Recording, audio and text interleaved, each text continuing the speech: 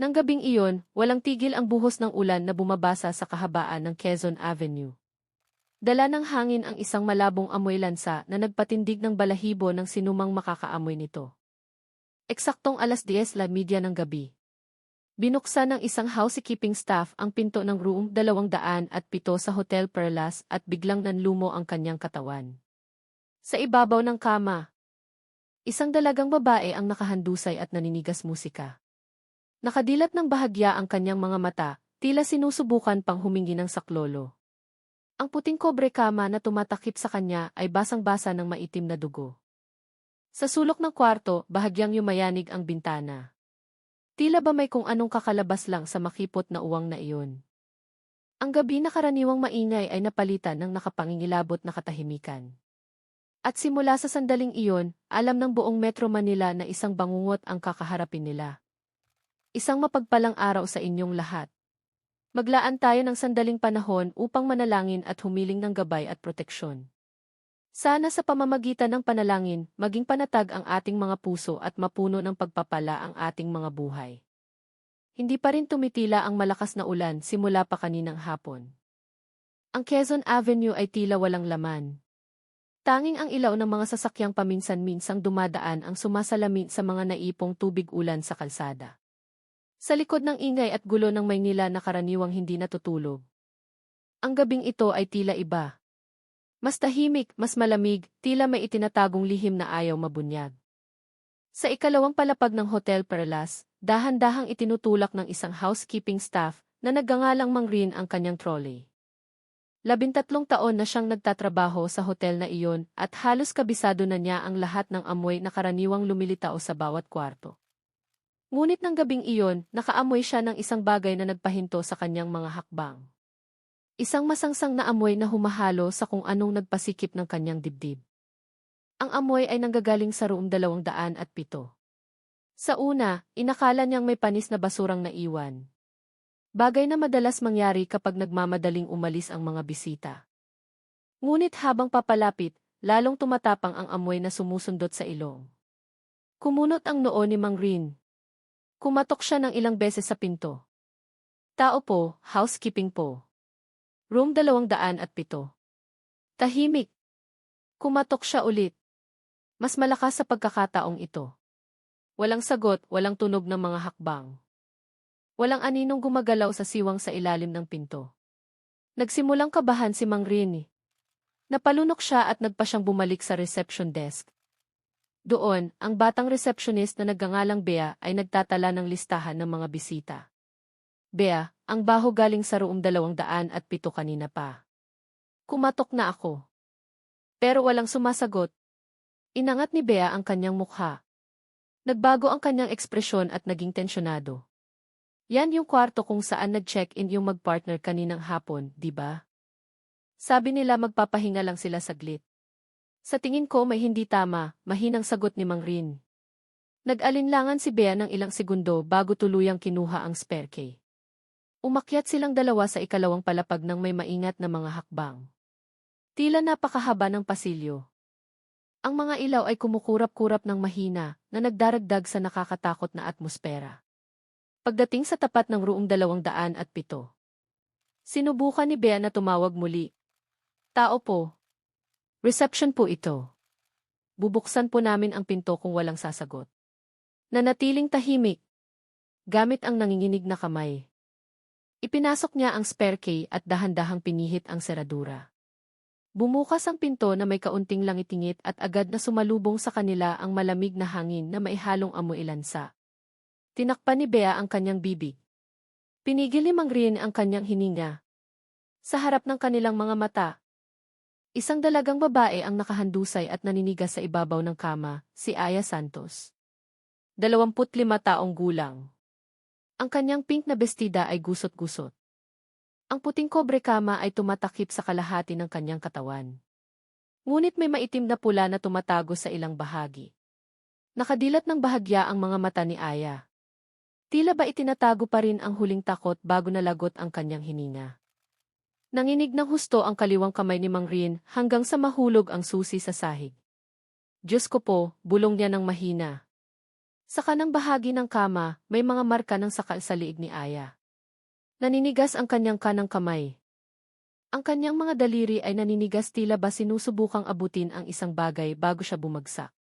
Sa mesa sa tabi ng kama, ang cellphone ni Aya ay nakailaw pa rin kahit basag ang screen. Ipinapakita ang huling mensahe na hindi na ipadala. Napasandal si Bea sa pader nang hina ang tuhod. Hindi. Hindi ko na kayang tingnan pa, Mang Rin. Agad na tumawag ng security si Mang Rin. 10 minuto ang lumipas. Dumating ang mga pulis at naglagay ng yellow line sa paligid ng pinto ng kwarto. Ilang mga bisita ng hotel ang nagsimulang lumabas para tingnan ang kaguluhan. Ngunit mabilis silang pinabalik ng mga otoridad sa kani-kanilang mga kwarto. Si Major Dante, ang pinuno ng investigation team, ay pumasok sa kwarto habang binubuksan ang karagdagang ilaw. Babae ang biktima. Nasa edad 25. May sugat sa liig at kamay. Malaki ang posibilidad na pisikal na karahasan, sabi niya habang nagtatala. Natagpuan ng ibang pulis ang maliit na bag, pitaka, at ace ni Aya sa sulok ng kwarto. Mukhang buo pa ang lahat, walang senyales ng pagnanakaw. Ngunit may isang bagay na nagpakunot ng noo ni Major Dante. Sa reception, pumasok ang magkapareha alas 5:20 ng hapon. Pero ang lumabas bandang 6:45 ay yung lalaki lang, hindi na nakitang bumalik. Lumapit siya sa katawan ni Aya at sinuri ang sugat sa leg. Posibleng namatay ang biktima bandang alas 6 ng gabi, ilang minuto lang bago umalis ang lalaki. Nang marinig ito ni Bea, agad niyang tinakpan ang bibig para pigilan ang pag-iyak. Lumingon si Major Dante sa direksyon ng bintana. Bahagyang nakabukas ang salamin ng bintana. Gumagalaw ng mahina ang kurtina dahil sa hangin.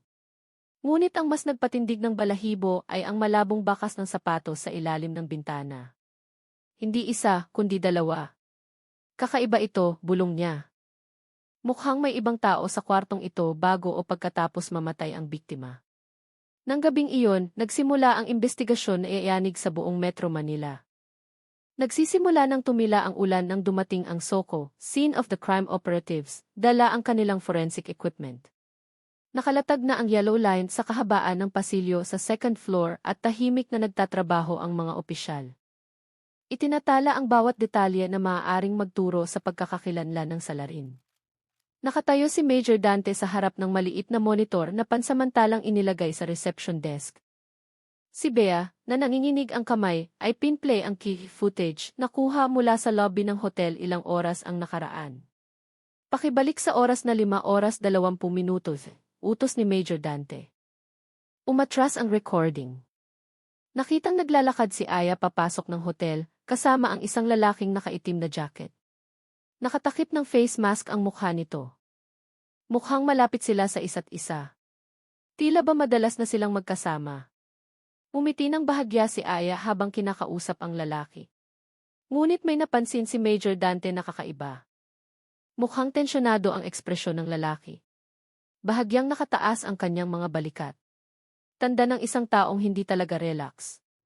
Sinong pangalan ang nakarehistro? Tanong ni Major Dante ang hindi inaalis ang tingin sa screen. Binuksan ni Bea ang logbook. Ang pangalan ng lalaki ay Francis Lopez. Hindi nagpakita ng si Aya, sumama lang daw siya sa kanya. Tumango si Major Dante. Ilipat sa 6:45. Nang i-play ang recording. Mukhang tahimik ang lobby. Ilang segundo lang, lumitaw si Francis na bumababa ng hagdan ng nagmamadali. Hindi siya lumingon sa reception, hindi naghintay ng elevator, diretsong tinulak ang pinto palabas at nawala sa gitna ng ulan. Basa ang kalahati ng kanyang jacket, tila ba may nangyaring away o kung anong nagpapawis sa kanya ng malamig. Nakita mo ba ang mukha niya? Tanong ni Major Dante. Natatakpan po ng mask ang kalahati, sir, sagot ni Bea. Pero ang mga mata niya, parang nagpapanik. Paulit-ulit na in-replay ni Major Dante ang video. Napansin niya ang iba pang kakaiba, hindi consistent ang galaw ni Francis. 2 beses itong lumingon sa likod. Tila ba takot na may humahabol sa kanya. Ngunit ang pinakanagpakaba kay Major Dante ay ang nakita sa sahig sa ilalim ng sapatos ni Francis. Isang maitim na mansa na hugis maliit na talsik. I-zoom mo ang parteng yan, mabilis na sabi ni Major Dante. Pinalaki ang imahe. Kahit malabo, malinaw ang kulay na mapula-pula at kayumanggi. Dugo yan, bulong ng isa sa mga pulis. Nakaramdam ng masamang kutob si Major Dante. Kung sugatan si Francis, baka bakas iyon ang panlalaban ni Aya. Ngunit kung ang dugong iyon ay galing kay Aya mismo, ibig sabihin ay lumabas si Francis ng hotel pagkatapos ng insidente. Hindi bago mangyari. Sunod na pinanood ang footage mula sa hallway ng second floor. Bandang 6:05 may narinig na malabong sigaw ng babae mula sa loob ng room 207.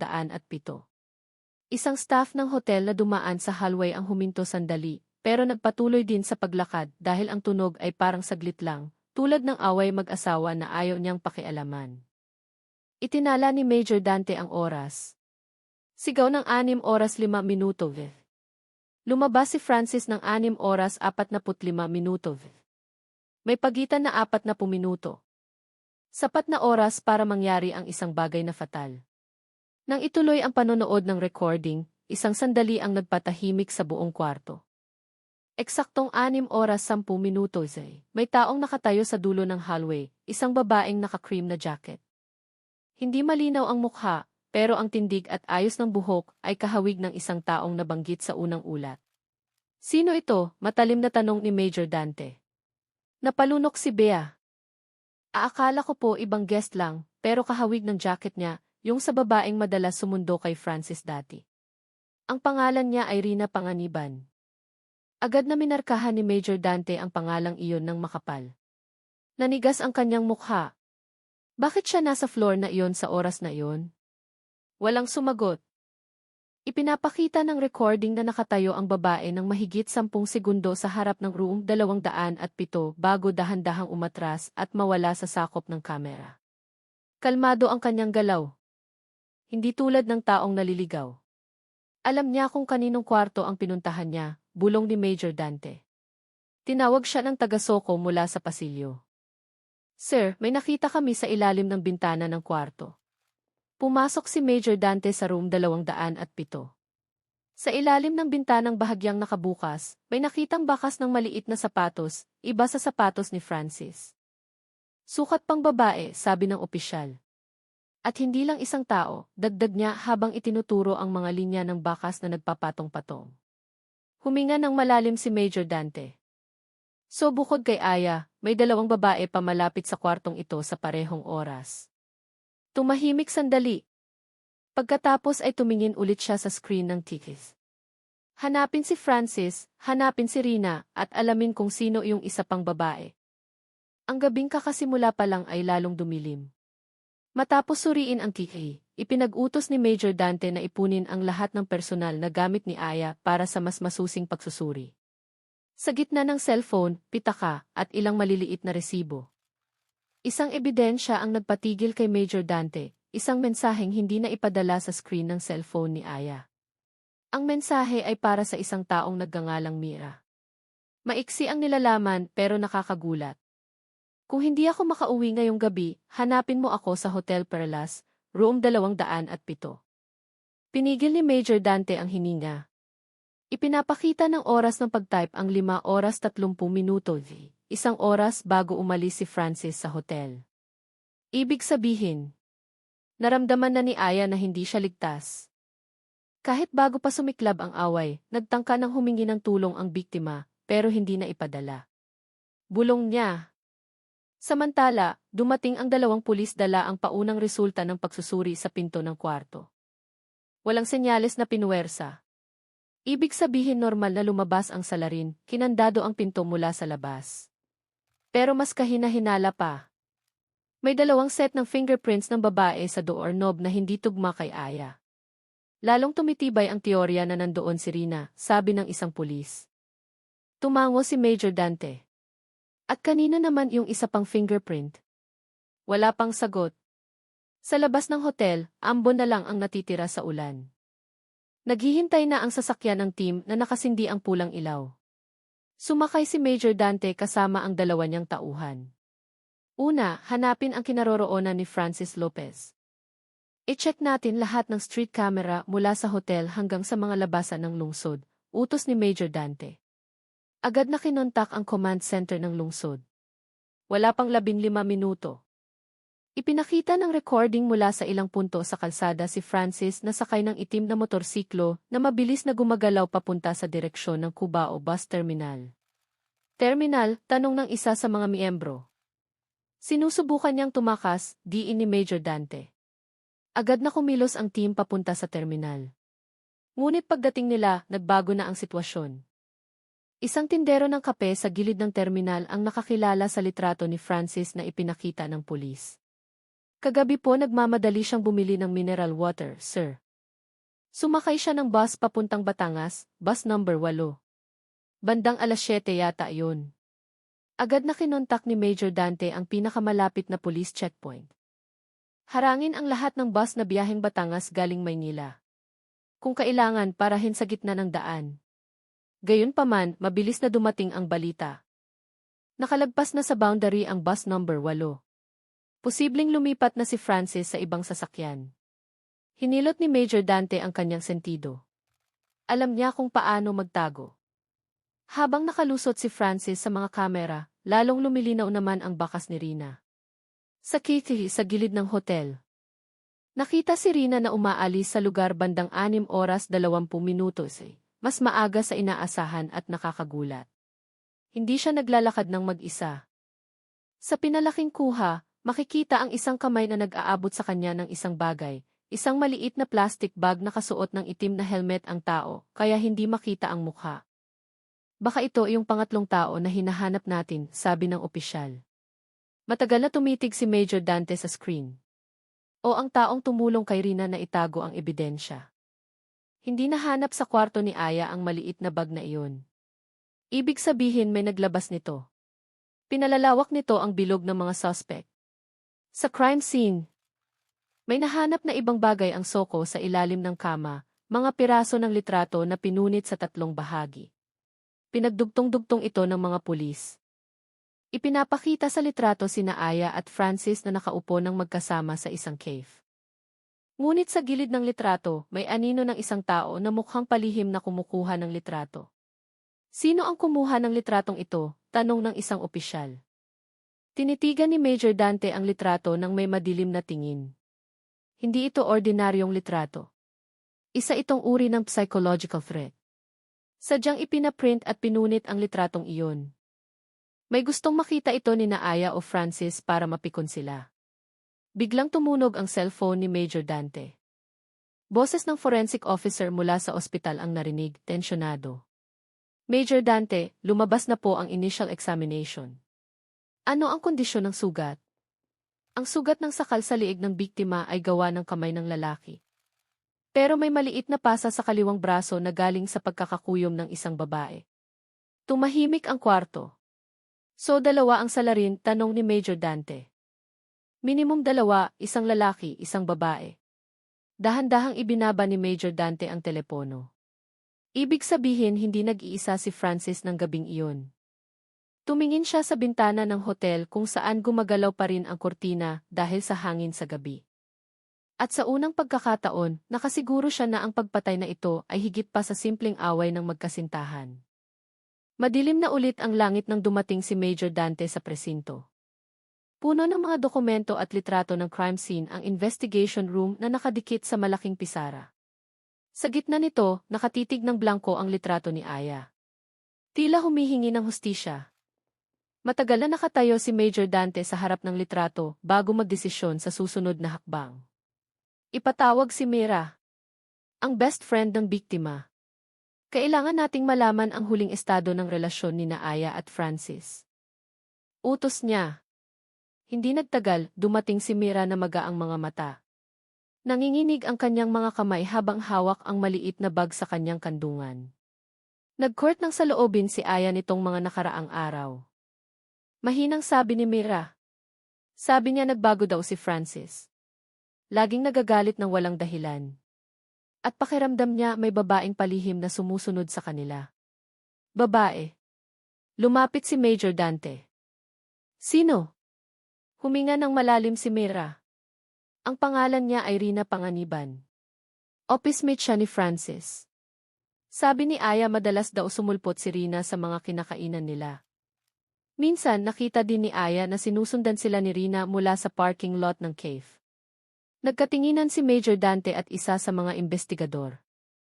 Pinapatibay ng pahayag na ito ang hinala na may matinding motibo si Rina.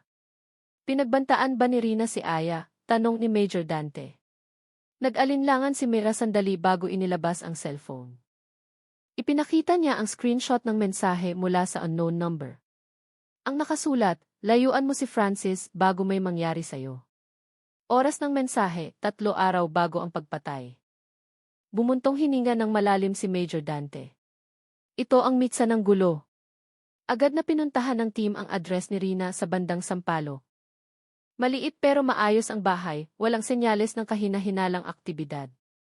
Ngunit nang kumatok ang mga pulis, isang babaeng nasa middle age ang lumabas na mukhang nag-aalala. Hindi pa umuwi si Rina mula kahapon. Sabi niya may aasikasuhin sa opisina, pero pakiramdam ko may itinatago siya. Humingi ng permiso si Major Dante na pasukin ang kwarto ni Rina. Sa loob, nakita nila ang mga damit na nakakalat sa sahig. Tila nag-empek si Rina nang nagmamadali bago umalis. Ngunit ang pinaka-nakagugulat ay ang isang maliit na key mood board na nakadikit sa pader. Sa board na iyon, may mga litrato ni Aya na naprint mula sa social media, litrato ni Francis sa opisina, at maliliit na note na nagsasabing dapat siyang bumalik sa akin. Si Aya ang sumisira sa lahat. Sa gabing iyon, matatapos ang lahat. Kinuyom ni Major Dante ang kanyang kamao. Hindi lang ito selos, obsesyon na ito. May nahanap na ibang bagay ang isa sa mga investigador sa mesa, isang resibo ng angkas joyride booking. Ipinapakita nito na nag-book si Rina ng biyahe papunta sa area malapit sa Hotel Perlas bandang alas 5 ng hapon, 1 oras bago namatay si Aya. Wasak na ang alibi niya, sabi ng pulis. Pagbalik nila sa hotel, tinawag ni Mang Rin si Major Dante. Sir, may naalala po ako. Noong umakyat ako sa second floor nung hapon para linisin ang hallway. May nakita akong babaeng naka-jacket na cream na nakatayo ng matagal sa harap ng room 207. Anong oras? Bandang 6 oras 10 minuto, yes po. Isinara ni Major Dante ang notebook niya. Tugma iyon sa oras ng paglitaw ng babae sa kiki. Nakita mo ba ang mukha? Tanong ni Major Dante. Hindi po malinaw, pero ang bilis ng lakad niya nung dumaan ako. Parang nagtatago. Lalong uminit ang investigasyon nang mag-report ang Digital Forensics Officer ng resulta ng pagsusuri sa cellphone ni Aya. Sir, may nakita kaming hidden folder sa cellphone ng biktima. Tumingin si Major Dante sa laptop screen. Sa folder na iyon, may maikling voice recording. Nagsalita si Aya sa nanginginig na boses, pag nagalit ulit si Francis, aalis na lang ako. Lalong nagiging weird si Rina. Sabi niya pansamantala lang ako. Ang recording ay ginawa 1 araw bago ang pagpatay. Naramdaman na niyang may banta, bulong ni Major Dante. Ngunit may isa pang file na nagpatahimik sa buong kwarto. Ang CCTV footage sa labas ng hotel na mas pinalinaw ay nagpapakita kay Rina na pumapasok sa area ng hotel 15 minuto bago dumating sina Aya at Francis. May kinausap siyang sandali sa labas ng kamera, tapos ay nag-abot ng brown envelope. Agad na tumayo si Major Dante. Huwag mong sabihing ito yung envelope na nagpasiklab ng away. Tumango ang opisyal. Malaki ang posibilidad, sir. Nakuha na ni Major Dante ang mas malaking larawan. Si Francis ay paon lang na nadala ng emosyon. Si Aya ang biktimang naipit sa 2 banta. Si Rina ang aktor na nagpapagalaw ng lahat mula sa likod. Ngunit, may isa pang madilim na anino na gumugulo sa isip niya. Sino ang taong tumanggap ng envelope mula kay Rina? Isang taong wala pa sa listahan ng mga suspect. Isang taong maaaring nasa pasilyo. Eksakto bago nawala ng buhay si Aya. Naramdaman ni Major Dante na may mas malaking bagay na nakatago at alam niya. Nang gabing iyon, pumasok ang investigasyon sa pinakamapanganib na yugto. Kinaumagahan, puno ng amoy ng kape at tensyon ang investigation room. Nakatayo si Major Dante sa harap ng chronology board nang may madilim na mukha. Nagsisimula ng mabuo ang mga piraso ng impormasyon. Ngunit may malaking butas pa rin, sino ang taong tumanggap ng envelope mula kay Rina? Kung ang envelope na iyon ay talagang naglalaman ng mga litratong nakakapukaw ng galit na naging dahilan para magwala si Francis, kung gayon ang taong nagdala nito kay Aya ay may mahalagang papel sa trahedyang ito. Itinuro ni Major Dante ang pinalinaw na screen. Tingnan niyo ang parteng ito. 3 segundo bago iabot ni Rina ang envelope, may anino ng taong gumagalaw sa likod ng poste. Ang tangkad ay nasa 170 sentimetro. Matipuno ang katawan. Tumango ang isa sa mga investigador. Masyadong malapit ang pwesto niya kay Rina para maging nagkataon lang. Tumpak, sagot ni Major Dante. Kailangan natin ng mabilis na identification. Habang sinusuring muli ng team ang area ng hotel, isang lalaking nasa middle age ang lumapit sa kanila. Nagpakilala siya bilang si Mang Bastian, tindero ng sigarilyo na araw-araw nakapwesto sa harap ng hotel. Pasensya na po sir, may naalala lang ako, mahina niyang sabi.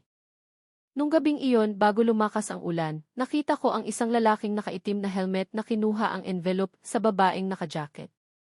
Pumasok siya sa hotel saglit tapos lumabas ulit. Agad na lumapit si Major Dante. Nakita mo ba ang mukha niya? Hindi po malinaw, pero ang katawan niya kahawig nung taong laging tumatambay sa karinderya sa tabi ng hotel. Ang pangalan ay Jeff. Ang pangalang iyon ay nagpatinginan sa dalawang investigador. Jeff Manalo, tanong ni Major Dante. Opo, yun ang pangalan niya. Si Jeff, ang ex-boyfriend ni Aya. Ang taong sinasabing may nararamdaman pa rin at hindi matanggap na pinili ni Aya si Francis. Naramdaman ni Major Dante na bumilis ang tibok ng puso niya. Kung totoo ngang siya ang tumanggap ng envelope, ibig sabihin magkasabwat si Rina at Jeff. Agad na kumilos ang team papunta sa address ni Jeff sa Cubao. Mukhang walang tao sa bahay, hindi nakakandado ang pinto. Ngunit, walang senyales ng buhay nitong mga nakaraang araw. Sa sala, may abo ng sigarilyo na nakakalat at isang tasang may malamig na kape. Binuksan ni Major Dante ang pinto ng kwarto at nakakita ng bagay na nagpakunot ng noo niya. Maliliit na pako na nagdidikit ng mga papel sa pader. Ang nakasulat sa papel, pinili niya si Francis. Pero alam mo kung sino talaga ang mas karapat-dapat. Sisiguraduhin kong maririnig niya ang lahat sa gabing iyon. At isang huling pangungusap, gusto ko lang makipag-usap. Pero may naunang dumating. Matagal na tinitigan ni Major Dante ang sulat. Nasa hotel siya bago namatay si Aya. May nahanap ang isa sa mga pulis na sapatos na may maputik na swelas sa sulok ng kwarto. Ang sukat ay tugma sa maliit na bakas na nahanap malapit sa bintana ng room 207. Nagsisimula ng magkaroon ng saysay, mabigat na sabi ni Major Dante. Hindi si Jeff ang pangunahing salarin, pero nandoon siya sa lugar at kinuha niya ang envelope kay Rina. Hindi nagtagal, dumating ang ulat mula sa police station na mataan si Jeff sa Cubao Bus Terminal. Sa parehong gabi na tumakas si Francis, bumili siya ng tiket ng bus papuntang Bulacan, pero bumaba bago tuluyang umalis ang bus. Paliwanag ng opisyal. Ibig sabihin 2 taong sangkot sa kaso ang tumakas sa parehong araw gamit ang terminal. Masyadong malaking coincidence para ipagwalang bahala. Iniiwasan niya tayo, bulong ni Major Dante. At baka takot siya sa isang tao. Habang hinahanap si Jeff, nagawa ng pulisya na matrace si Rina gamit ang electronic transaction data. Natagpuan siyang nagtatago sa isang maliit na motel sa bandang Pasay. Agad na inaresto si Rina ng walang panlalaban. Sa interrogation room, nakaupo siya ng tahimik.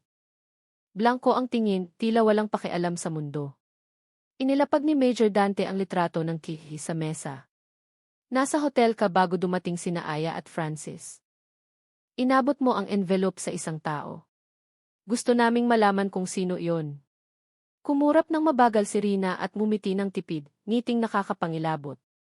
Kung sasagutin ko ba? May mababago ba? Kalmado niyang sabi. Maaari itong makabawas sa parusa mo, diin ni Major Dante. Yumuko si Rina, kinagat ang ibabang labi. Pagkalipas ng ilang segundo, bumulong siya, wala akong inutusang pumatay. Binuksan ko lang ang mga mata nila. Sinong binigyan mo? Giit ni Major Dante. Huminga ng malalim si Rina. Siya ang kusang lumapit. Sabi niya gusto niyang tapusin ang nakaraan. Ang pangalan niya ay Jeff. Kinuyom ni Major Dante ang kamao.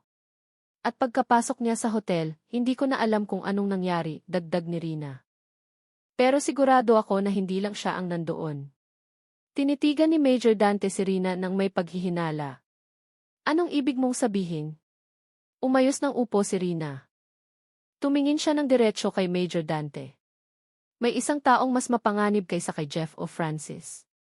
Isang taong hindi niyo pa nakikita. Biglang tumahimik ang kwarto. Ang pahayag na iyon ay nagbukas ng pinto sa bagong kabanata. Kabanata na mas madilim kaysa sa iniisip ng kahit sino. Ang pag-amin ni Rina ay bumitin sa hangin tulad ng malamig na hamog na ayaw umalis. Hindi pa kontento si Major Dante. Inilapit niya ang katawan sa mesa. Matatalim na tinitigan si Rina. Anong ibig mong sabihin? May mas mapanganib pa. Sino siya? Hindi agad sumagot si Rina. Pinaglaruan niya ang dulo ng kanyang kuko. Gumalaw ang mga mata niya na parang maihinahanap sa pader, tila takot na may nanonood. Hindi ko alam ang pangalan niya, sabi niya sa wakas. Pero hindi si Jeff ang unang nilapitan niya. Ginamit niya ang sinumang may problema kay Aya. Ginamit kung paano, humabol ang hininga si Rina. Bumuntong hininga siya ng mahina. Sabi niya marami daw sinirang relasyon si Aya. Na gusto niyang ibalik ang balanse. Noong una hindi ako naniwala, pero alam niya ang lahat ng detalye tungkol kay Aya. Pati mga bagay na hindi alam ni Francis. Lalong nagpaigting ng tensyon sa kwarto ang mga salitang iyon. Kung totoo ngang may third party na nagmamanipula mula sa dilim, ang kasong ito ay mas malaki kaysa sa unang hinala. Samantala, nagulat ang field team ng isang bagong nakakagulat na natuklasan. Sa isang bakanting bahay hindi kalayuan sa terminal ng bus sa Bulacan, nakakita ang mga pulis ng dugo ang benda, bagong upos ng sigarilyo, at balat ng instant food.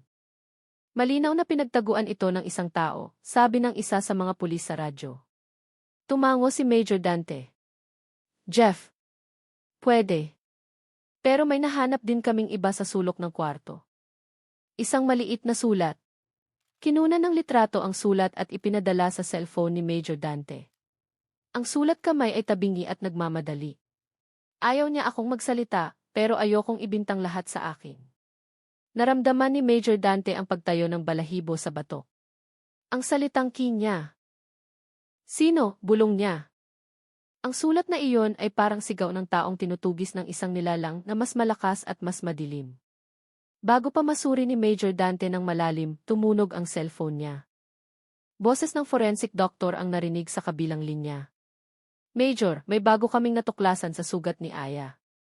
CJ. Bukod sa marka ng sakal at pasa, nakakita kami ng ibang marka ng pagkakahawak sa balikat ng biktima. Hindi tugma ang sugat kay Francis o sa sukat ng kamay ni Jeff. Tumayo ng tuwid si Major Dante. Ibig mong sabihin kamay ng babae.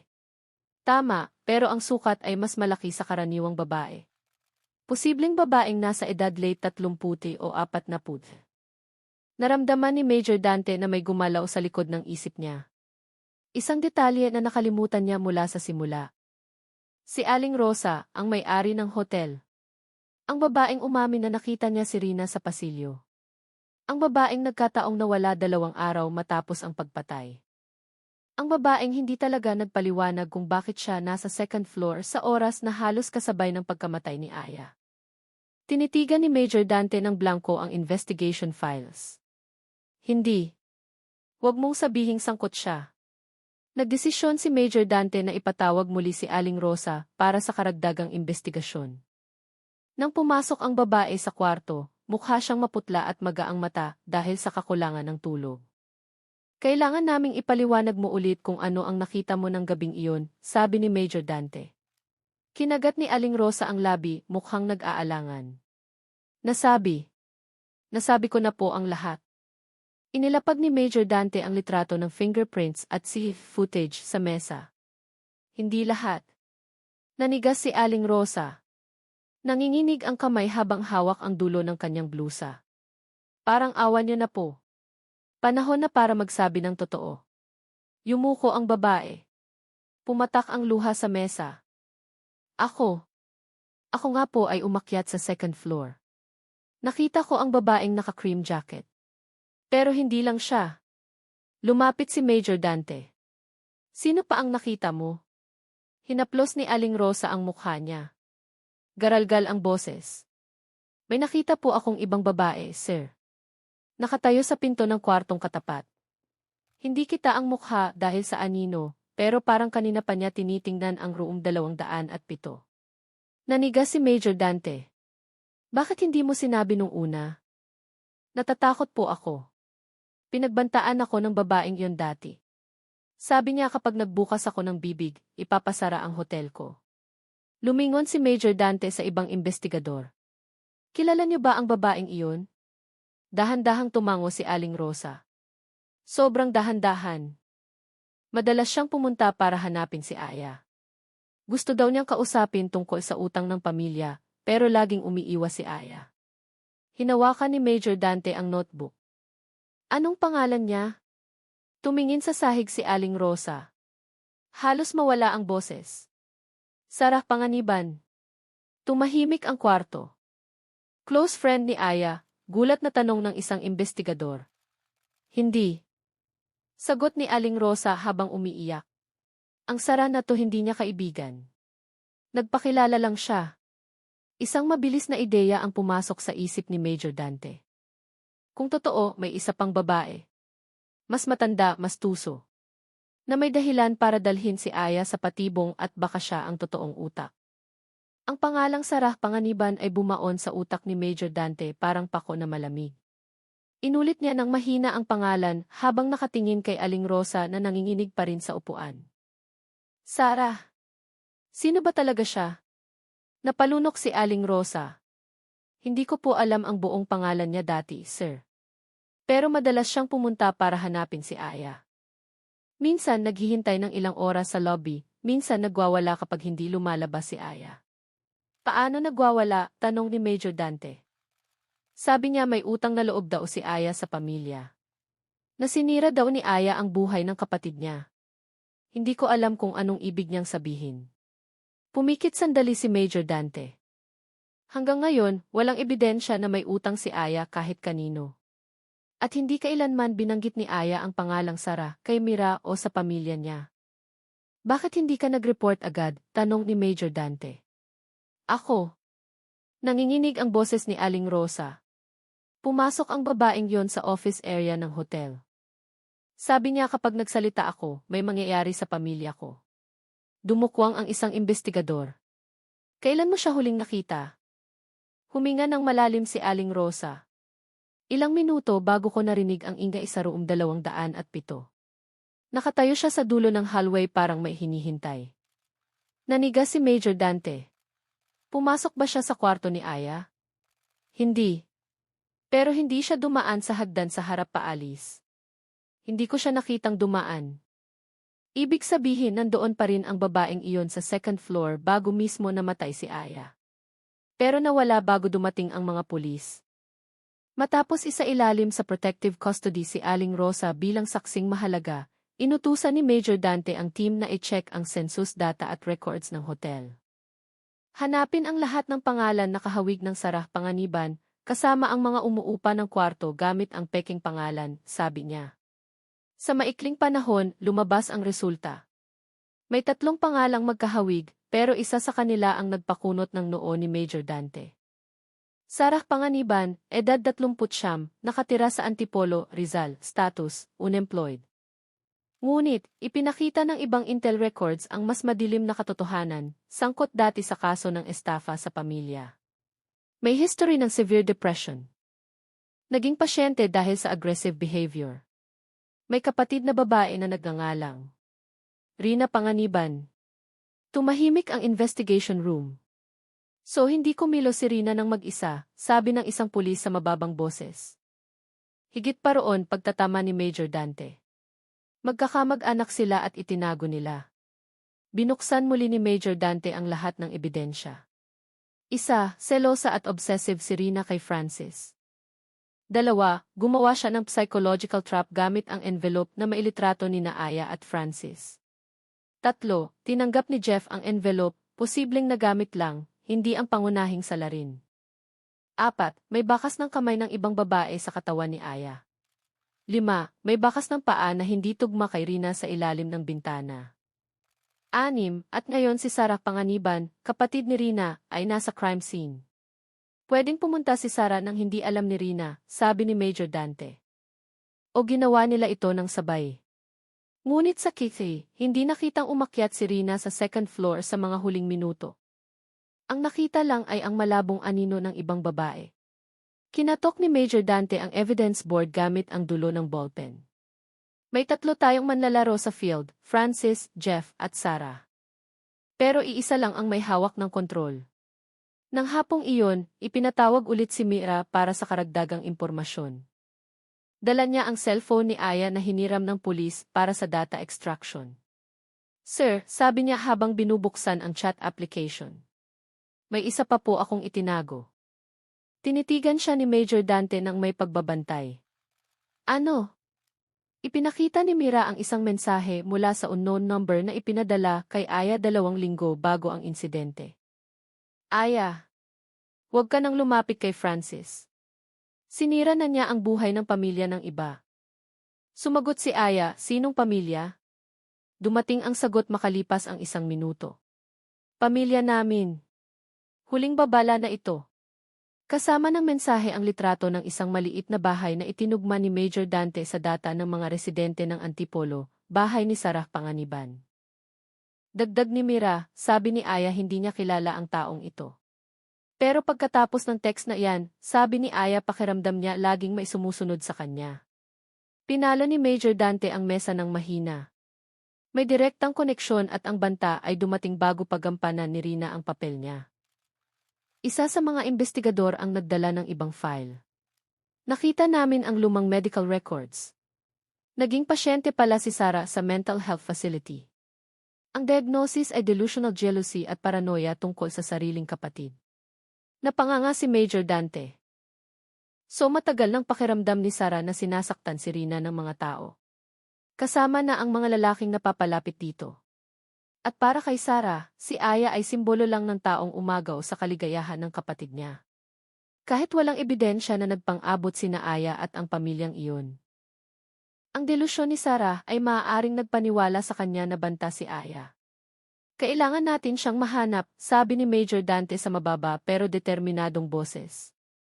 Kung hindi, magkakaroon ng susunod na biktima. Papalubog na ang araw nang magtungo si Major Dante at ang kanyang team sa Antipolo. Lugar kung saan huling nakatalang nakatira si Sarah Panganiban. Pasikip ng pasikip ang daan. Nagtataasan ang mga puno sa kaliwat kanan. Lumilikha ng madilim na anino na parang pumapasok sa ibang mundo. Huminto ang sasakyan ng pulis sa harap ng maliit na bahay na kahoy na tuklap na ang pintura. Hinahangin ang punit na kortina sa bintana. Tila ba binabati ang kanilang pagdating. Siguraduhin clear ang area, utos ni Major Dante. 2 pulis ang nauna. Bahagyang nakabukas ang pinto sa harap. Dahan-dahang tinulak ng pulis. Madilim ang loob, amoy kulob at usok ng sigarilyo na naghalo. Walang tao, sir. Ulat ng isang pulis. Pero ang nagpatigas sa lahat ay ang tumpok ng mga papel na nagkalat sa sahig. Pinulot ni Major Dante ang isa. Sulat kamay na magulo ang nakasulat, sinira ni Aya ang buhay ni Rina. Kailangan niyang mawala. Nakasulat sa iba, sinungaling si Francis. Mahina si Jeff. Ako ang kailangang umayos ng lahat. Naramdaman ni Major Dante ang lamig sa likod niya. Ang obsesyon ni Sarah ay hindi lang simpleng selos para sa pamilya. Umabot na ito sa antas ng delusyon na bumubulag sa lohika. Pero bakit si Aya? Hindi naman sila nagkita. Bulong ng isang pulis. Umiling si Major Dante sa isip niya. Lahat ng malapit kay Rina ay kaaway. Biktima lang si Aya ng madilim niyang imahinasyon. Isang matandang babae mula sa kabilang bahay ang lumapit. Sir, kung si Sarah ang hanap niyo, umalis na siya simula pa noong nakaraang 3 araw. Mukhang nagmamadali, may dalang malaking baggy. Saan siya pumunta? Tanong ni Major Dante. Tinuro ng matanda ang direksyon ng kabundukan, sa gubat sa likod ng barangay. Sabi niya magtatago daw sa masasamang tao. Kinuyom ni Major Dante ang kamao. Iniisip niyang siya ang tinutugis. Lumapit ang isa pang pulis dala ang isang lumang litrato na nakatupi. Sa litrato, makikita si Rina at isang binatilyo, marahil ay dating kasintahan, na nakatayo sa harap ng maliit na bahay. Sa likod ng litrato may nakasulat, nawala sa akin ang lahat dahil sa kanya. Hindi pwedeng maulit. Siya, tanong ni Major Dante. Sinong tinutukoy? Walang tiyak na sagot. Gayunpaman, malinaw na ang trauma ng nakaraan ang nagdagdag ng gatong sa obsesyon kay Aya. Pumasok ang team sa gubat ng Rizal. Halos wala ng liwanag ang araw. Nag-iiwan ng mahahabang anino na nagmumukhang higanting madilim ang mga puno. Nagsimulang tumahol ang mga aso ng iyesiyam unit. Sinusundan ang amoy ng tao. May bakas ng sapatos ng babae sa basang lupa. Hindi matatag ang hakbang. Tila ba naglalakad sa takot ang may-ari? Bago pa ang bakas na to, sir, sabi ng isang pulis. Binilisan nila ang lakad. Sa isang likuan sa may bangin, may nakitang barong-barong na nakatayo mag-isa. May manipis na usok na lumalabas sa butas ng bubong. Maging alerto. Bilin ni Major Dante. Nang gibain ang pinto ng barong-barong, nakita nila ang isang lalaking nakahiga ng nanghihina at may sugat sa braso, si Jeff. Nanginginig ang katawan, puno ng takot ang mukha. O wala akong ginawa, bulong niya. Dala ko lang yung envelope. Hindi ko alam na magagalit siya. Agad na nilapitan ni Major Dante. Nasaan si Sarah? Napalunok si Jeff. Pumunta. Pumunta siya dito. Sabi niya bawal akong magsabi kahit ano sa pulis. Akala niya ako ang nagbunyag ng lahat. Sinugatan ka niya? Tumango ng mahina si Jeff. Sabi niya dapat lang mamatay si Aya, pero hindi dahil kay Francis. Sabi niya gusto lang niyang ipaintindi kay Aya. Pero naging magulo ang lahat. Nanigas si Major Dante. So noong nangyari ang pagpatay. Pumikit si Jeff. Tinitiis ang sakit. Nasa hallway siya. Nakita ko ang anino niya sa bintana ng kwarto, pero natakot akong madamay, kaya umalis ako. Saan siya pumunta ngayon? Tanong ni Major Dante. Tinuro ni Jeff ang direksyon papasok pa sa gubat. Sabi niya pupunta siya sa lugar na hindi siya masusundan ni Rina. Ligtas na lugar para magsimula ulit. Sabi niya. Tinitigan ni Major Dante ang madilim na gubat.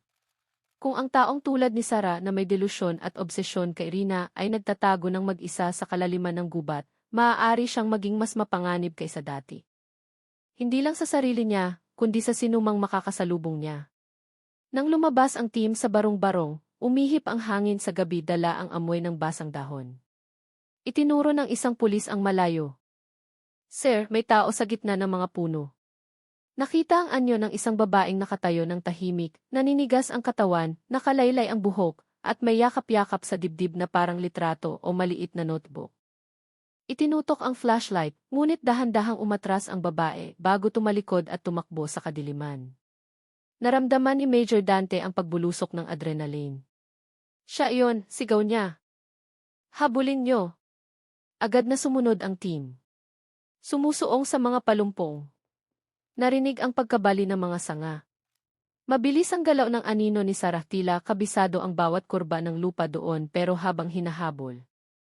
Lalong lumilinaw ang isang bagay, hindi tumatakas si Sarah. Papunta siya sa isang lugar na pinaniniwalaan niyang katapusan ng lahat ng lihim. Lalong dumilim ang gubat. Habang pinangungunahan ni Major Dante ang pagtugis, paulit-ulit na naririnig ang bali ng mga sanga sa unahan nila. Tumagos ang ilaw ng flashlight sa mga puno, pero laging mas mabilis ang anino ni Sarah, tila alam ang bawat liko ng lupa doon. Papunta siya sa ilog, sigaw ng isang pulis. Binilisan ni Major Dante ang lakad. Habol ang hininga. Sa malayo, naririnig ang agos ng tubig. Tanda na palapit na sila. Ngunit biglang huminto ang bakas ng paa sa gilid ng matarik na bangin. Mula sa ibaba, dumadagundong ang tubig ng ilog. Sir, ingat po, madulas ang lupa, sabi ng isa pang pulis. Yumuko si Major Dante. May bakas ng maliit na tapak sa gilid ng bangin. Huminto si Sarah dito. Pero saan siya pumunta? Tumakbo ba sa kaliwa o kanan? Bigla. May narinig na mahinang boses mula sa likod ng palumpong. Huwag kayong lalapit. Boses babae. Malumanay. Pero puno ng tensyon. Itinaas ni Major Dante ang kamay para sinyasan ang team na huminto. Sarah. Ikaw ba yan? Walang sagot. Tanging hangin na gumagapang sa mga dahon. Pagkatapos ay dahan-dahang lumabas ang isang anyo mula sa likod ng malaking puno. Nakatayo si Sarah, magulo ang buhok, maputla ang mukha, at ang mga mata ay mabangis na tila halo ng takot at determinasyon. Sa kamay niya, hawak niya ang isang maliit at lumang notebook, marahil ang notebook na yakap-yakap niya kanina. Huwag kayong lalapit, ulit ni Sarah. Hindi niya naiintindihan ang nangyari. Tinitigan siya ni Major Dante nang hindi kumukurap. Sarah, gusto lang naming marinig ang kwento mo. Umiling ng malakas si Sarah. Kasalanan ko ang lahat ng ito. Pero hindi ako ang pumatay kay Aya.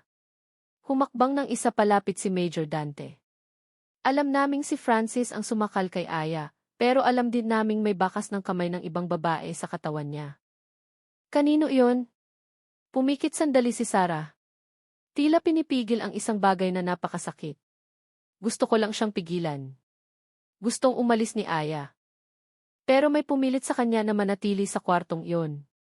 Sinubukan kong paghiwalayin sila. Pero hindi na mapigilan si Francis. Naging alerto si Major Dante. Nasa hallway ka nung oras na iyon. Dahan-dahang tumango si Sarah. Narinig ko ang boses nila. Alam kong pinalala ni Rina ang away. Pinadala niya iyong mga litrato. Siya ang nag-udyok ng lahat. Gusto ko lang na lumabas si Aya sa kwartong iyon bago mahuli ang lahat. Kung ganun, tanong ni Major Dante sa kalmadong boses. Bakit hindi ka tumawag ng pulis? O tulungan si Aya? Nagsimulang umiyak si Sarah. Sinubukan ko. Kumatok ako sa pinto pero tinulak ako ni Francis. Hindi niya ako nakilala. Akala niya kasama ako sa banta. Nahawakan ko lang ang braso ni Aya. Hinila ko siya, pero bumagsak ulit siya sa kama. Naramdaman ni Major Dante na natuyo ang lalamunan niya. Ipinapaliwanag noon ang maliit na pasa sa braso ng biktima. Bakit ka tumakbo? Tinitigan siya ni Sarah nang may mapulang mata. Kasi sabi ni Rina kapag nabunyag ang lahat, ako ang mapagbibintangan. Sabi niya ginawa niya ang lahat ng to para sa kaligayahan ko. Pero gusto ko lang maging ligtas ang kapatid ko. Hindi ganito. Nagsimulang lumapit ang investigation team. Ngunit biglang umatras si Sarah papalapit sa gilid ng matarik na bangin. Huwag, sigaw ni Major Dante. Itinaas ni Sarah ang kamay, humihingi ng distansya. Ayokong makulong. Hindi ko pinatay si Aya. Pero hindi maniniwala ang mga tao. Tingin lang nila sa akin baliw na babae. Poprotektahan ka namin. Mariing sabi ni Major Dante. Pero kailangan mong sumama sa amin at ipaliwanag ang lahat. Tinitigan ni Sarah ang notebook sa kamay niya at nilamukos ito. Nandito ang lahat ng hinahanap niyo. Lahat ng plano. Lahat ng mensahe. Lahat ng banta. Inabot niya ang notebook pasulong. Pero nanginginig ang kamay niya. Hindi lang si Rina ang kasabwat. Bulong niya. May taong nagbigay sa kanya ng lakas ng loob. Taong matagal nang gustong sirain si Aya. Bago pa makapagtanong si Major Dante. Bumigay ang lupa sa ilalim ng paa ni Sarah dahil sa ulan magdamag. Sarah, atras, sigaw ng pulis. Pero huli na. Isang maliit na landslide ang nagpadula sa katawan ni Sarah. Tumalon si Major Dante pasulong at nagawang abutin ang dulo ng manggas nito. Pero masyadong madulas si Sarah. Patawad, bulong niya. At sa isang iglap, nahulog si Sarah sa bangin. Nawala ang katawan niya sa kadiliman ng gubat. Agad na kumilos ang team pababa ng bangin para tumulong. Ngunit pinatigil sila ng boses ni Major Dante. Yung notebook, kunin niyo yung notebook. Sa basang lupa. Nakabukas ang notebook ni Sarah na basa ng hamog. Sa huling pahina, may isang pangungusap na nagpabigat sa dibdib ni Major Dante kaysa kanina. Laging nasa tabi ni Aya ang taong iyon. Hindi man lang naghinala si Aya. Tumingin si Major Dante sa madilim na gubat. Hindi pa tapos ang kasong ito at ang natitirang katotohanan ay mas mapanganib. Umaga na nang mahanap ng team ang katawan ni Sarah sa bangin, humihinga pa siya. Kahit napakahina, puno ng sugat ang katawan, mahigpit pa ring hawak ng kamay niya ang dulo ng tela ng pabalat ng notebook na natanggal noong nahulog siya. Agad siyang dinala sa pinakamalapit na ospital. Samantala, bumalik si Major Dante sa command post. Tinitigan ang notebook na ngayon ay naging pinakamahalagang ebidensya sa investigasyon. Puno ang notebook ng mga sulat ng reklamo, galit, takot at obsesyon. Ngunit ang ilang huling pahina ay nagtatago ng hindi inaasahan, ang pangalan ng taong laging nasa napakalapit na distansya kay Aya. Lagi siyang kasama ni Aya sa trabaho. Alam niya ang lahat ng schedule ni Aya. Binabantayan niya si Aya kahit bago pa lumitaw si Rina, siya ang nagsabi kay Aya na mag-ingat kay Francis. At sa ibabang bahagi ng pahina, nakasulat ang pangalang nagpayelo kay Major Dante. Mira, ang best friend ni Aya. Ang taong unang nag-report na nawawala si Aya. Ang taong nagbigay ng maraming impormasyon. Pero laging mukhang handang-handa, masyadong maayos, masyadong mabilis makaalala ng mga detalye na kahit pamilya ni Aya ay hindi alam. Agad na tinawag ni Major Dante ang dalawang investigador. Hanapin si Mira. Ngayon na.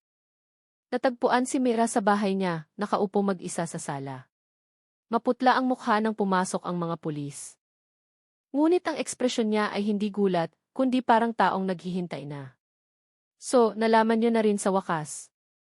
Mahina niyang sabi. Umupo si Major Dante sa harap niya. Gusto kong marinig ang bersyon mo. Ngumiti ng mapait si Mira. Laging masaya si Aya. Laging may nagkakagusto sa kanya. Si Francis, si Jeff, kahit mga tao sa cave. Hindi niya napansin na may taong palihim na nagbabantay sa kanya sa loob ng maraming taon. Ikaw, tanong ni Major Dante. Tumango si Mira. Ako ang laging nandyan para sa kanya. Pero si Aya, hindi niya ako nakita kailanman. Tinitigan siya ng matalim ni Major Dante. Nakipagsabuatan ka ba kina Rina at Sarah? Hindi.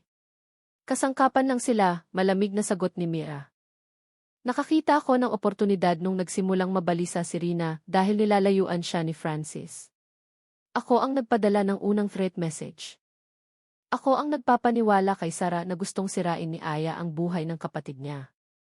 Minanipula mo sila. Tumawa ng mahina si Mira. Nakakaawa, marupok na sila simula pa lang. Tinulak ko lang ng kaunti. Tapos noong gabi ng insidente. Nagbago ang ekspresyon ni Mira. Dumilim ang mga mata niya tila ba nasusunog ng isang bagay na matagal na niyang kinikimkim. Nung gabing yon gusto ko lang kausapin si Aya. Gusto kong ma-realize niya na hindi para sa kanya si Francis. Pero pagdating ko sa hallway, napawala na ni Rina sa sarili si Francis. At si Aya, takot na siya. Kinuyom ni Major Dante ang kamao. Pumasok ka ba sa kwarto? Siyempre, hindi. Mabilis na umiling si Mira. Si Francis ang pumatay kay Aya. Wala akong balak na saktan siya. Pero nung nakita kong halos makalabas na siya, nangingilid ang luha ni Mira. Tinulak ko siya pabalik sa loob. Hindi ko kayang makita na tumakbo na naman siya sa ibang tao. Ang pangungusap na iyon ay parang malamig na patalim na sumaksak sa hangin sa loob ng kwarto. So ang bakas ng kamay ng babae na natagpuan sa katawan ni Aya ay sayo, tanong ni Major Dante. Nanahimik si Mira. Ang katahimikan niya ang sagot. Ilang oras ang lumipas. Opisyal na kinulong si Mira bilang karagdagang salarin sa pakikipagsabuatan sa pagrerekayasa ng mga pangyayaring naging dahilan ng pagkamatay ni Aya. Haharapin ni Francis ang kasong murder. Samantalang si Rina ay itinalaga bilang pangunahing utak ng probokasyon. Si Sarah ay lumalaban pa rin sa ospital, ngunit tiyak na sasailalim sa investigasyon pagkamalay tao. Samantala, ang lungsod na dating nagkagulo ay nagsimula ng bumalik sa dati. Ngunit para sa pamilya ni Aya, ang hustisyang ito ay nag-iwan ng sugat na hindi na tuluyang gagaling. Nakatayo si Major Dante sa harap ng Hotel Perlas. Habang tinitingnan ang gusali na ngayon ay tahimik na, huminga siya ng malalim. Minsan, sabi niya sa isa niyang tauhan, ang panganib ay hindi nanggagaling sa mga estranghero, kundi sa mga taong pinakamalapit sa atin.